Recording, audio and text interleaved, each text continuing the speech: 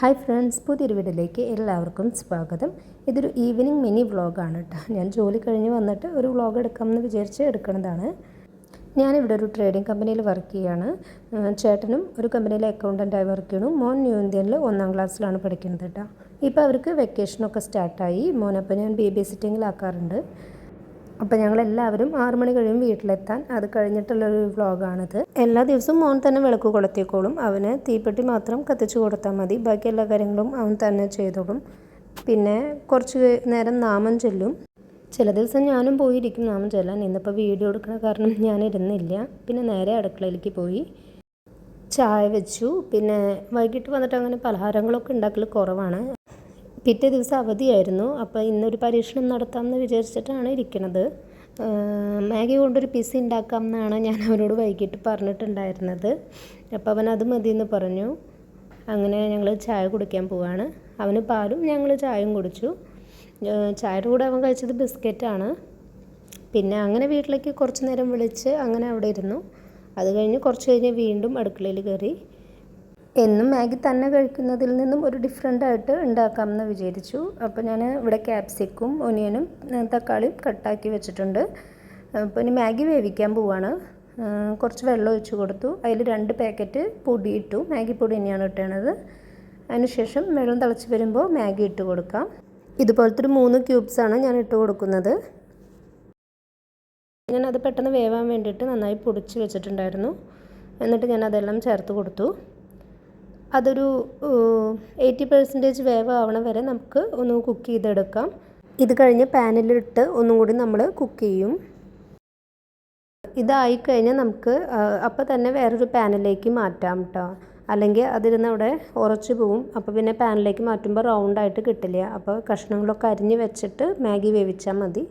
കുറച്ച് വെള്ളത്തിൻ്റെ കണ്ടൻറ്റ് ഇതിലിരുന്നോട്ടെ. അത് പാനിലേക്ക് മാറ്റി അവിടെ നിന്ന് സെറ്റ് ആകുമ്പോൾ വെള്ളം വറ്റിക്കോളും. പിന്നെ പാനിൽ കുറച്ച് എണ്ണയാക്കിയിട്ട് എല്ലാ ഭാഗത്തേക്കും നമുക്ക് ആക്കി കൊടുക്കാം. അതിന് ശേഷം ഈ മാഗി നമുക്ക് ഇതിലേക്ക് ഇട്ട് കൊടുക്കാം. എന്നിട്ടൊരു റൗണ്ട് ഷേപ്പ് ആക്കി എടുക്കാം. അതിന് ശേഷം ഒരു 3-4 മിനിറ്റ് നമുക്കത് അങ്ങനെ തന്നെ വെക്കാം. പിന്നെ നിങ്ങൾക്കത് മറിച്ചിടാൻ പറ്റും വെച്ചാൽ മറിച്ചിട്ടോളൂ. അല്ലെങ്കിൽ ഇതേപോലെ ഒരു പ്ലേറ്റ് വെച്ചിട്ട് അതിലേക്ക് ഇട്ടിട്ട് അത് തിരിച്ച് അതിലേക്ക് തന്നെ ഇട്ടാൽ മതി.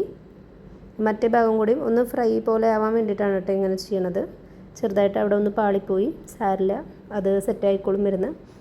അതിന് ശേഷം ടൊമാറ്റോ സോസാണ് ഞാൻ തേച്ച് കൊടുക്കുന്നത്. ടൊമാറ്റോ സോസും ചില്ലി സോസും ഉണ്ടെങ്കിൽ തേച്ച് കൊടുക്കാം. ഞാൻ ഇപ്പോൾ ടൊമാറ്റോ സോസ് മാത്രമാണ് ആക്കി കൊടുത്തത്. നിങ്ങളുടെ അടുത്ത് കോണും ഒലിവും ഒക്കെ ഉണ്ടെങ്കിൽ നിങ്ങൾക്ക് അതൊക്കെ കൂടെ ചേർത്ത് കൊടുക്കാം കേട്ടോ. ഞാനിവിടെ ചീസും ക്യാപ്സിക്കും തക്കാളിയും സബോളയും മാത്രമാണ് ചേർത്ത് കൊടുക്കുന്നത്. അപ്പോൾ നമുക്ക് അതൊക്കെ അതിൻ്റെ മുകളിലൊന്ന് ഇട്ട് കൊടുക്കാം. അതിന് ശേഷം ഒരു 4-5 മിനിറ്റ് അടച്ച് വെക്കാം. അപ്പോൾ ആ ചീസൊക്കെ നന്നായിട്ട് സെറ്റായിട്ട് വരും. ഞങ്ങളിവിടെ ആരും പിസ്സ കഴിക്കണ ആൾക്കാരല്ല. പക്ഷേ ഇങ്ങനെ ഉണ്ടാക്കിയപ്പോൾ എല്ലാവർക്കും നല്ല ഇഷ്ടമായി. മാഗി ഇഷ്ടമുള്ളത് കൊണ്ടായിരിക്കും നമുക്കിത് ഇഷ്ടമുണ്ടായത്. പിന്നെ ചീസാണെങ്കിലും നമ്മളങ്ങനെ കഴിക്കാറൊന്നുമില്ല. പക്ഷെ ഇതിലിപ്പോൾ അങ്ങനെ ഇട്ട് കഴിക്കുമ്പോൾ പ്രത്യേകിച്ച് കുഴപ്പമൊന്നും ടേസ്റ്റ് ഡിഫറൻസ് ഒന്നും തോന്നിയില്ല. മോനാണെങ്കിലും അങ്ങനെ മാഗി കഴിക്കുന്ന ആളൊന്നുമല്ല. എപ്പോഴും അവനങ്ങനെ വേണമെന്നൊന്നും പറയാറൊന്നുമില്ല. വല്ലപ്പോഴും നമ്മൾ ഇങ്ങനെ ഉണ്ടാക്കി കൊടുക്കുക വെച്ചാൽ കഴിക്കും.